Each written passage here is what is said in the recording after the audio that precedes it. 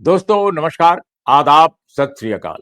उर्मिलेश संवाद के इस कार्यक्रम में आपका बहुत-बहुत स्वागत है। मैं हूं उर्मिलेश। दोस्तों, एक जर्नलिस्ट के तौर पे मेरी जो खबर है, खासकर बिहार से जो मिली खबर है, वो ये कि 4 सितंबर को जो बिहार के बंद का आयोजन भारतीय जनता पार्टी, जेडीयू और सारे उसके गठबंधन सहयोगियों ने मिलकर किया था, एनडीए ने, जो वहां का सत्ताधारी गठबंधन है, उसकी चौतरफा विफलता, नाकामी, उससे एनडीए का जो लीडरशिप है, उसकी जो सबसे टॉप लीडरशिप है, वो बहुत परेशान है। और जो राज्य स्तर की लीडरशिप है, मझोले स्तर की, टॉप के तो लोग जब मैं कह रहा हूं तो बीजेपी के टॉप नेताओं की बात मैं कर रहा हूं। लेकिन जो मझोले स्तर के नेता हैं, जो राज्य के बिग लीडर हैं, काफी बड़े नेता हैं, अगर पार्टी हायरार्की में देखिए तो वो मझोले स्तर के नेता माने जाएंगे राष्ट्रीय स्तर पर, क्योंकि सभी चीफ मिनिस्टर या डिप्टी चीफ मिनिस्टर के दावेदार हैं। दो तो डिप्टी चीफ मिनिस्टर ही हैं। तो इन लोगों में भी एक बेचैनी है कि अरे इसका जवाब हम क्या देंगे केंद्रीय आला कमान को। और जाहिर है जवाब मांगा गया होगा। जो मेंबर ऑफ पार्लियामेंट हैं, जिनकी संख्या जाहिर है ज्यादा है, अगर विपक्ष को देखा जाए तो इनकी संख्या बहुत ज्यादा है मेंबर ऑफ पार्लियामेंट्स की। उनसे भी पूछा जाएगा कि आपके इलाके में, आपके पार्लियामेंट्री क्षेत्रों में ऐसा क्यों नहीं हुआ, लोग क्यों नहीं आए। अब ऐसी तस्वीरें आ रही हैं जिसमें कि बीजेपी के कार्यकर्ता किसी दुकान पे जा रहे हैं बंद कराने और वहां पर लूट मची हुई है किसी दुकान में। ऐसी तस्वीरें आ रही हैं। कहीं आ रही है कि किसी साइकिल वाले को गिरा करके और उसको पीट रहे हैं। कहीं खबर आ रही है कि किसी टीचर को जो हड़बड़ी में अपने स्कूल जल्दी पहुंचने की कोशिश कर रही है, उसको रोका जा रहा है, धक्का मुक्की की जा रही है। ये जो तस्वीरें हैं, मुझे लगता है कि ये किसी भी पॉलिटिकल पार्टी को ऐसी तस्वीरों से बचना चाहिए, क्योंकि ये आपके छवि को खराब करती हैं। और आप तो छवि के खेल में बहुत पारंगत लोग हैं। भारतीय जनता पार्टी अगर देखा जाए तो इमेज का ही खेल खेलती रही है। जैसे लंबे समय तक बता दिया कि एक जमाने में बिहार में जंगल राज था, लेकिन ये नहीं बताया कि 1947 से लेकर के और 1990 तक कैसा राज था, ये इसके पहले कैसा राज था। अब वो अपने राज को वो नहीं बताती कि वो कैसा राज है। ऐसी-ऐसी घटनाएं घटती हैं, लेकिन कभी तो छवि निर्माण में भारतीय जनता पार्टी का इस देश में कोई जोड़ नहीं है, कोई जोड़ नहीं है। क्योंकि आज की तारीख में, तब तो उसके पास मीडिया नहीं था ज्यादा, लेकिन आज की तारीख में उसके पास इंटायर मेन स्ट्रीम मीडिया है, जिसको आप बहुत सारे लोग गोदी मीडिया कहते हैं। तो ये मीडिया के कारण उसके पास छवि बनाने का पूरा कारखाना है, अखिल भारतीय कारखाना। सोशल मीडिया अगर ना होता तो अपोजिशन को तो कोई जानता नहीं, हालत खराब हो जाती। जितने कम्युनिकेटर आप हों अपोजिशन पार्टी के, अगर सोशल मीडिया ना होता तो आपकी बात पहुंचती नहीं। क्योंकि विपक्ष वालों की भी एक राजनीतिक दरिद्रता तो है ही है कि जब ये सत्ता में थे तो इन्होंने इंडिपेंडेंट किस्म के मीडिया को स्ट्रेंथन नहीं किया, ताकतवर नहीं बनाया। स्वयं दक्षिण भारत की तरह मीडिया के घराने नहीं बनाए। दक्षिण भारत में पॉलिटिकल पार्टीज के पास मीडिया घराने हैं। तो कोई अगर मेन स्ट्रीम मीडिया के नाम पर सारे मीडिया को कब्जा भी कर लेता है तो कम से कम उनके अखबारों में उनकी बात छपा करती है। लेकिन बिहार यूपी में ऐसा नहीं हुआ। बिहार यूपी के बड़े जो नेता हैं, बड़े दल हैं विपक्ष में, जो आज हैं, एक समय जो सत्ता में थे, उन्होंने अखबार नहीं खड़े किए, उन्होंने अपनी मैगजीन्स नहीं खड़ी की, अपना और कोई मीडिया नहीं खड़ा किया। यानी विजुअल मीडिया की बात मैं कर रहा हूं। तो ये समस्या है। और दोस्तों, कांग्रेस के पास जो अखबार था नेशनल हेराल्ड, उस पर तो इतनी निगाहें हैं, इतने इस पर इतने वार हो रहे हैं, इतने निशाने साधे जा रहे हैं कि वो बचा रहे, वही बहुत बड़ी बात है, जबकि वो नेशनल मूवमेंट का अखबार था। एनीवे anyway, हमारा ये कहना है कि आज की तारीख में जो अपोजिशन है उसकी आवाज अगर कहीं आ रही है तो आम लोगों के जरिए आ रही है, सोशल मीडिया के जरिए आ रही है। और सोशल मीडिया में भी जो यंग लड़के हैं, वो सारा जोखिम लेकर के कूद पड़े हैं मैदान में और सच को सामने ला रहे हैं। मैं ये नहीं कह रहा हूं कि विपक्ष के पास ही सच है, सबके पास सच अपना अपना होता है, लेकिन जनता ये तय कर लेती है ना कि किसका सच क्या है। और जनता ने इस बार तय कर दिया बिहार में, 4 सितंबर के बंद को फ्लॉप कर दिया। जनता ने कहा कि नहीं, ये बंद का मुद्दा नहीं है, आप क्या ये नौटंकी कर रहे हैं। ये जनता का संदेश है। और जनता का ये संदेश जो है जन जन तक गया। नेता बेहाल हैं, नेता परेशान हैं। अब जेडीयू वाले तो बेहाल नहीं होंगे, वो परेशान नहीं होंगे। भाई आपने उनसे पूछकर तो नहीं किया ना। मैं एकदम दृढ़ प्रतिज्ञ हूं, मेरा बिल्कुल भरोसा नहीं है कि ये बीजेपी के लोगों ने जेडीयू के टॉप लीडरशिप से पूछ करके बंद का आयोजन किया होगा कि भाई हम इस मुद्दे पर कर रहे हैं। वरना जेडीयू के जो लोग हैं वो काफी जमीनी स्तर के नेता हैं। वो हरगिज नहीं स्वीकार करते कि इस मुद्दे पर आपको बंद करना चाहिए। वो दूसरा मुद्दा भले आप कुछ और लाते, लेकिन इस मुद्दे पर कि प्रधानमंत्री जी की माता जी का अपमान हुआ तो उसका उसको लोगों ने खेद प्रकट किया, माफी मांगी। उस समय जो मंच पे लोग थे, और जिसने किया वो गिरफ्तार हो गया। वो नीतीश कुमार जी की सरकार की पुलिस जो है उसके अधीन है। उससे उगलवाइए, उससे आप जो चाहे वो बताइए कि क्यों उसने ऐसा किया। वो बताया जाता है कि बीजेपी का भूतपूर्व कार्यकर्ता है। अब ये भी सच्चाई सामने आनी चाहिए। राहुल गांधी इसमें क्या करें जो वहां थे ही नहीं, तेजस्वी यादव क्या करें जो वहां थे ही नहीं। तो ये सारी चीजें सामने आ गई हैं, और ये मुद्दा ही नहीं था, लेकिन इसके बावजूद भारतीय जनता पार्टी के लोगों ने कहा नहीं इसी मुद्दे पर बंद करेंगे, और बंद विफल हो गया। तो एक तरह से इसका क्या मतलब है? इसका मतलब है कि मोदी जी के बारे में जो पहले वाली 5 साल पहले वाली जो इमेज थी, वो चाहे भारत और पाकिस्तान के बीच में जो इस बार जो झगड़ा हुआ, जिसको ऑपरेशन सिंदूर का नाम दिया गया, उसके कारण हो, चाहे डोनाल्ड ट्रंप जो उनके बहुत गहरे मित्र थे, उन्होंने जो बर्बादी का कहर टूट पड़ा उनके फैसले से, टैरिफ के, और उससे जो मजदूरों में तबाही मची हुई है पूरे देश के। बिहार के भी बहुत मजदूर हैं जो काम करते हैं कॉटन इंडस्ट्री में, चमड़ा उद्योग में, कालीन उद्योग में, सबके लिए तबाही का आलम मचा हुआ है। तो ऐसी स्थिति में मैं समझता हूं कि लोग बहुत नाराज हैं मोदी सरकार की नीतियों से, और मोदी जी का अब वो चेहरा, वो छवि आम लोगों में भी नहीं रह गई है यूपी बिहार में, जो आज से 5 साल पहले थी। और भी कारण है, स्थानीय स्तर पर कारण है, एक एक जगह कारण है। इनकी सरकार है भाई लगातार। और इसके अलावा सबसे बड़ी बात है कि जो वादे किए गए थे वो वादे पूरे नहीं हुए, और जिनको जरूरत थी कि भाई आप ये नई चीज कीजिए, पढ़ाई लिखाई के बारे में, रोजगार के बारे में, कुछ नहीं किया गया।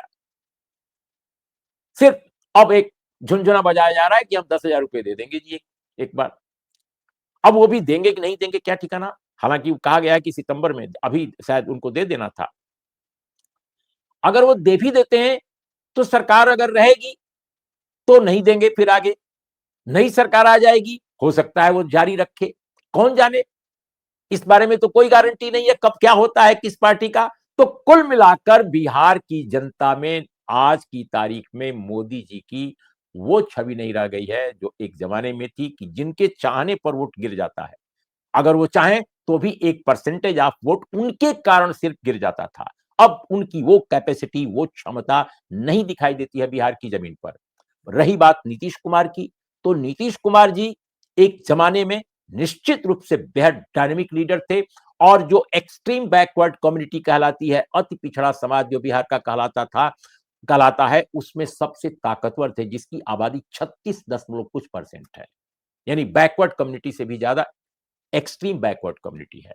और दोस्तों, नीतीश कुमार जी की जो स्थिति है, उसमें जाहिर है वो अपनी चमक खो बैठे हैं। वो अपनी चमक खो बैठे हैं, इसलिए वो भी आज की तारीख में बड़े अट्रैक्शन नहीं है। अब दो बीजेपी नेता हैं जो दोनों मुख्यमंत्री बनना चाहते हैं। एक का नाम है सम्राट चौधरी, दूसरे का नाम है विजय जी। और विजय जी और श्रीमान सम्राट चौधरी के बीच जो ये जो विवाद चल रहा है कि कौन बनेगा मुख्यमंत्री, तो पहली बात तो ये दोनों क्षेत्रीय स्तर के नेता हैं, पूरे बिहार के नेता अभी तक नहीं बन सके हैं। इनका अपना कोई आकर्षण नहीं है। तो कौन भारतीय जनता पार्टी का चेहरा है? किस चेहरे पर, देखिए नीतीश कुमार कुछ भी हो आज की तारीख में भी वो एक चेहरा रहे हैं। आज भी लोग उनको पूरे बिहार में जानते हैं, जन जन जानता है। जैसे लालू जी को जानता है, वैसे नीतीश जी को जानता है, मोदी जी को सब जानते हैं, तीनों को सब जानते हैं। लेकिन जैसा मैंने कहा कि मोदी जी अपना आकर्षण खो बैठे हैं, नीतीश कुमार जी की वो चमक ही गायब है। बिकॉज ऑफ, मैं नहीं बताना चाहता, सब आप हमसे ज्यादा जानते हैं कि क्यों है नीतीश जी तो वो नीतीश ही नहीं अब रह गए हैं, ये बताना मुझे नहीं है। जहां तक लालू जी का प्रश्न है, वो राजनीति से सक्रिय नहीं रह गए हैं, वो सक्रिय राजनीति में नहीं है। तेजस्वी यादव लीडर हैं आरजेडी के। तो इन तीन टॉप नेताओं का अगर माना जाए, एक राष्ट्रीय नेता, केंद्र के नेता, प्रधानमंत्री, उनकी चमक, नीतीश कुमार की और लालू यादव, इन तीनों का मैंने आपके सामने पेश कर दिया क्या स्थिति आज की तारीख में है। बची स्थानीय नेताओं की, तो तेजस्वी यादव बनाम सम्राट चौधरी और विजय चौधरी, इनकी बात अगर देखी जाएगी तो जाहिर है तेजस्वी बहुत भारी पड़ेंगे। और उसकी वजह है, डिप्टी चीफ मिनिस्टर रहकर काम उन्होंने किया है, ऐसे काम किए हैं जो पहले बिहार में कभी नहीं हुए। जैसे लाखों लोगों को एम्प्लॉयमेंट दिया गया और उसमें इनकी बहुत बड़ी भूमिका थी और ये सभी बात मानते हैं। दूसरी बात की, अपने बल पर पिछली बार 75 सीटें लाया उन्होंने, जहां तक मुझे याद है ये 75 सीटें एंड 23.5% वोट पाया, ये हाल था। और 74 सीट पर सिमट कर रह गई थी बीजेपी, 19.8% वोट था। तो तेजस्वी एक कारगर नेता के रूप में उभर चुके हैं। तो ऐसी स्थिति में सवाल मेरा यही है कि क्या भारतीय जनता पार्टी अपने चुनाव को जीतने के लिए क्या नया कुछ करेगी? अब एक खबर चल रही है और हिंदी के अखबारों में भी छप रही है, मीडिया में भी खूब चल रही है, क्या साहब इस बार आरएसएस चुनाव जिताएगा। जहां सारा कुछ तिकड़म करना होता है, वहां बता दिया जाता है कि आरएसएस की फौज उतर पड़ी है और चुनाव जिता देगी। हरियाणा में भी यही कहा गया, महाराष्ट्र में भी यही कहा गया, आरएसएस चुनाव जिताएगा। 16,000 वॉलंटियर्स आरएसएस के उतर गए हैं बिहार में। तो भाई किन किन लोगों को वो बता देंगे कि आप भारतीय जनता पार्टी को वोट दे दीजिए तो आपकी समस्या दूर हो जाएगी। आरएसएस के लोग निश्चित रूप से समर्पित लोग हैं, लेकिन किसके लिए समर्पित हैं? हिंदुत्व के लिए, अपनी विचारधारा के लिए। लेकिन बिहार एक ऐसा स्टेट नहीं है जैसा यूपी है या महाराष्ट्र है या इवन राजस्थान और मध्य प्रदेश है।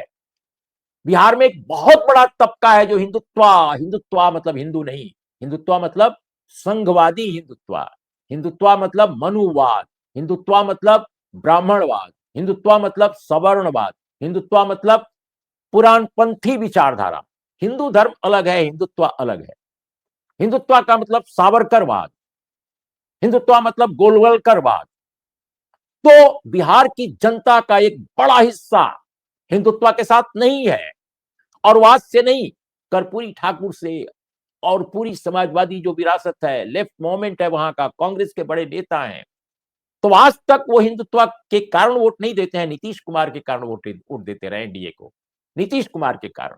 भारतीय जनता पार्टी अपने बल पर चुनाव लड़कर देख ले कि वो कितनी कितनी सीटें जीत लेती है।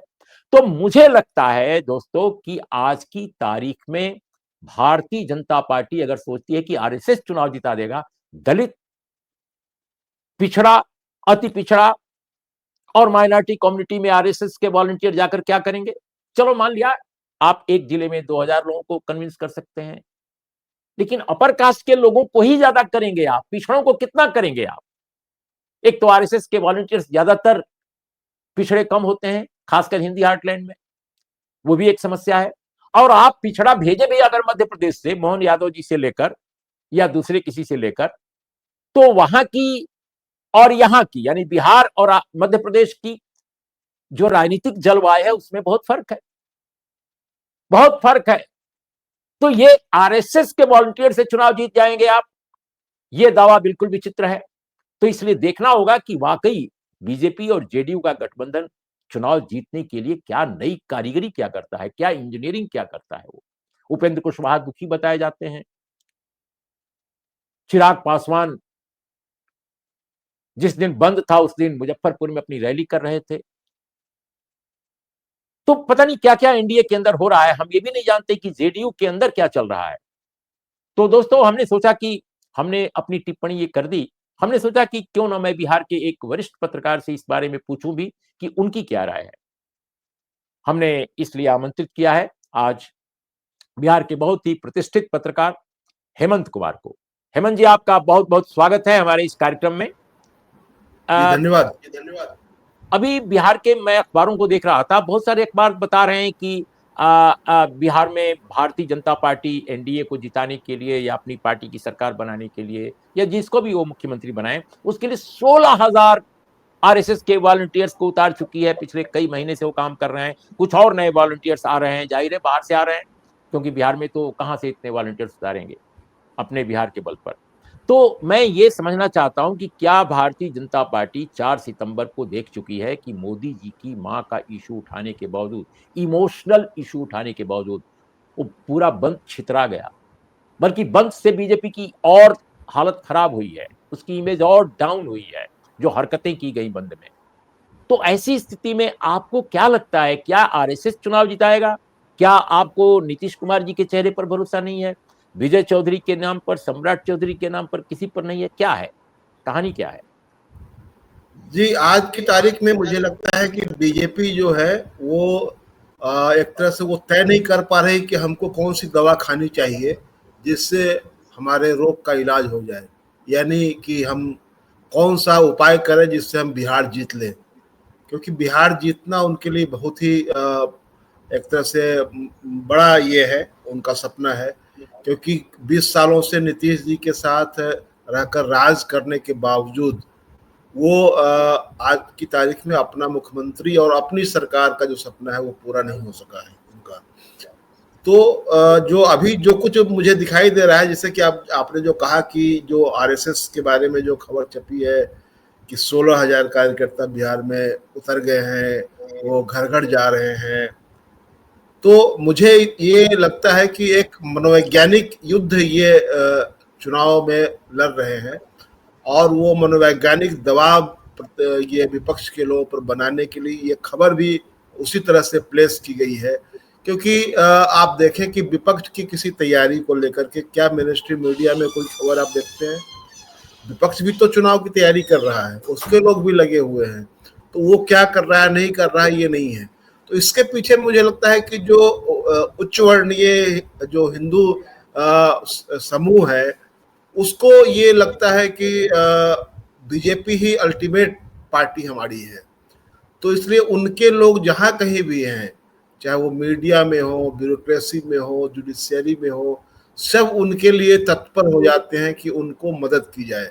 तो इसी मदद भाव से लिखी गई एक खबर मुझे दिखती है। हालांकि आरएसएस नो डाउट की सक्रिय है। मैंने मुजफ्फरपुर में जहां इन्होंने 2 भागों में बिहार को बांटा है, उत्तर और दक्षिण बिहार, तो मुजफ्फरपुर में मैंने ऑफिस देखा है। देखते देखते वो पूरा आलीशान बिल्डिंग खड़ी हो गई है वहां पर। उनके कार्यकर्ता है, उनके गांव लोग उनके घूमने वाले ही, इसमें कोई संदेह नहीं है। लेकिन इससे क्या ये निश्चित हो जाएगा कि आरएसएस के लोग घूम करके बीजेपी को जिता देंगे? आरएसएस के लोग पहले भी हुए थे यहाँ, आज भी है। हाँ, ये बात है कि ये इस बार ज्यादा व्यवस्थित रूप से काम कर रहे हैं और उसका एक उदाहरण ये है कि 25 के मार्च महीने में भागवत साहब यहाँ आए थे और उन्होंने मुजफ्फरपुर में ही केंद्रित करके 1 सप्ताह का कार्यक्रम किया था और वो गोपनीय मीटिंग भी उनकी हुई थी। तो उसमें बहुत सारी चीजें बिहार को लेकर तय हुई। तो जो इनका जो शताब्दी वर्ष है, तो उसमें बिहार को जीतना इनके लिए बहुत बड़ा लक्ष्य है।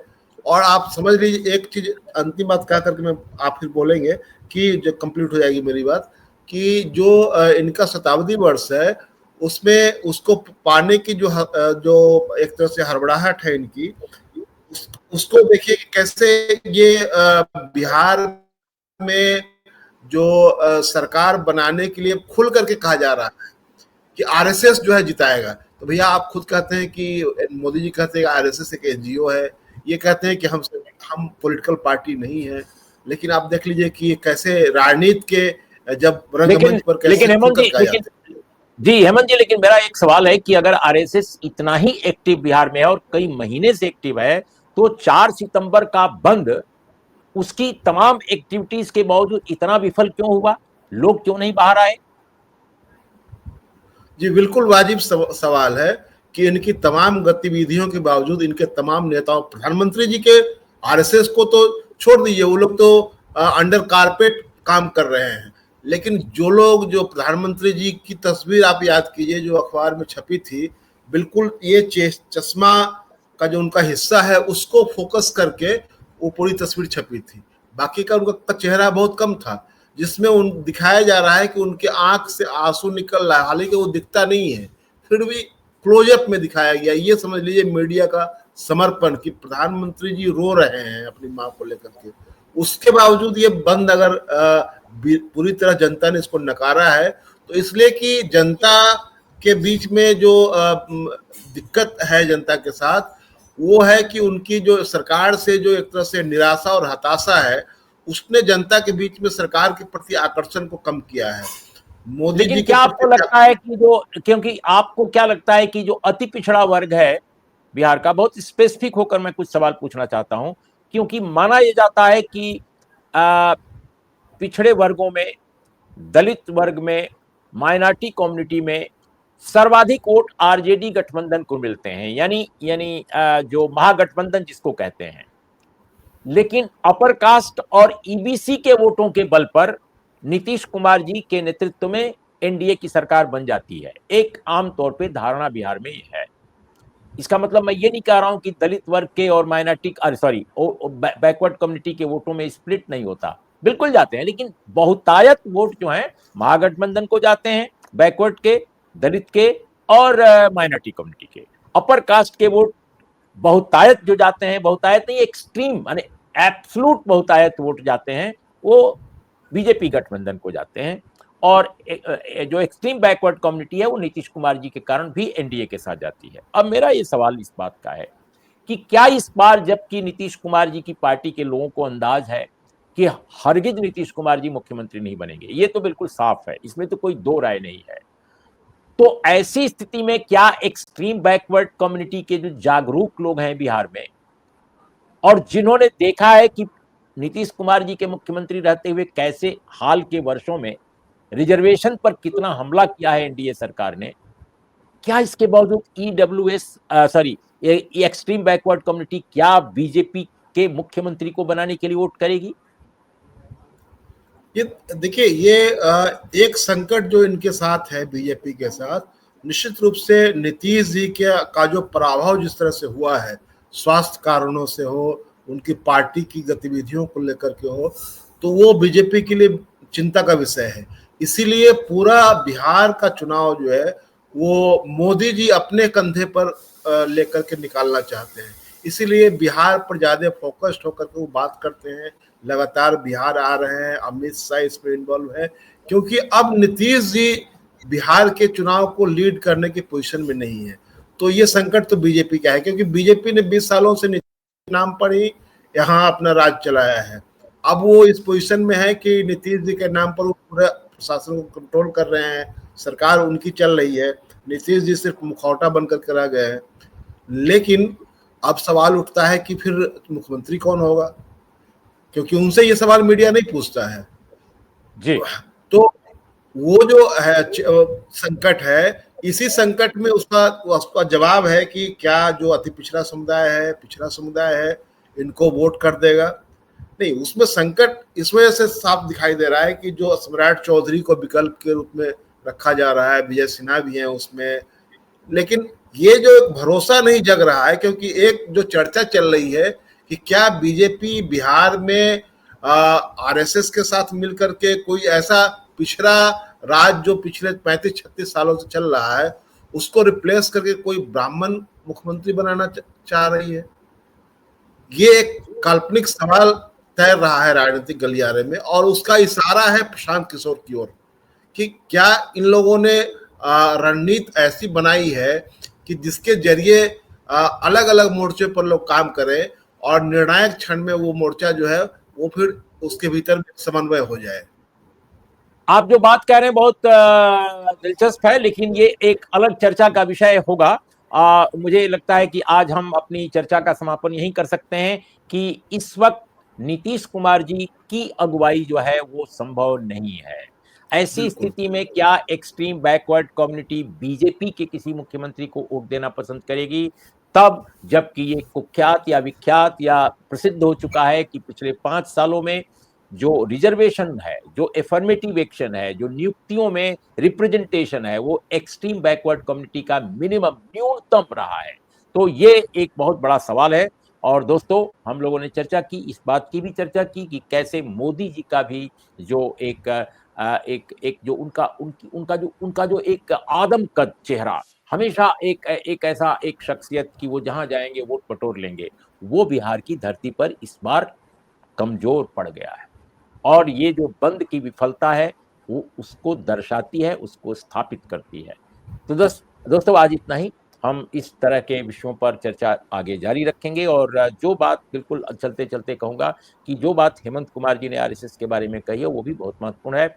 हम इस पर भी गौर करेंगे भविष्य की चर्चाओं में। तो आज इतना ही। नमस्कार, आदाब, सत श्री अकाल। शुक्रिया।